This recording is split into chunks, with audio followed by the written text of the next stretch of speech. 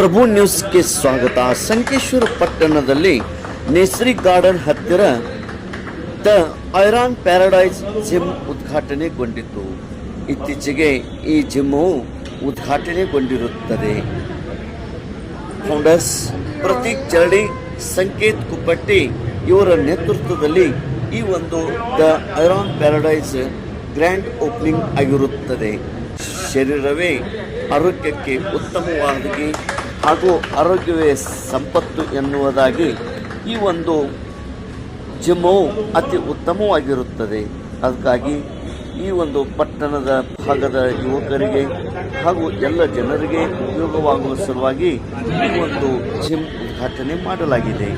ಈ ಉದ್ಘಾಟಕರಾಗಿ ಯುವ ಧುರೀಣ ಪೃಥ್ವಿ ರಮೇಶ್ ಕತ್ತಿ ಆಗಮಿಸಿ ಈ ಜಿಮ್ಮನ್ನು ಉದ್ಘಾಟನೆ ಮಾಡಿದರು. ಪ್ರಮುಖ ಉಪಸ್ಥಿತಿ ಯುವ ಧುರೀಣ ಸುನಿಲ್ ಪರ್ವತರಾವ್, ರೋಹನ್ ನೇಸರಿ, ನಂದು ಮುಡ್ಸಿ, ವಿಕಾಸ್ ಪಾಟೀಲ್, ವಿಜಯ್ ಜರಡಿ, ರಾಜು ಜರಡಿ, ಅಮರ್ ಜರಡಿ ಹಾಗೂ ಅನೇಕ ಗಣ್ಯಮಾನ್ಯರು ಉಪಸ್ಥಿತರಿದ್ದರು. ದೇಶ್ ಪ್ರಭು ನ್ಯೂಸ್, ಸಂಕೇಶ್ವರ್.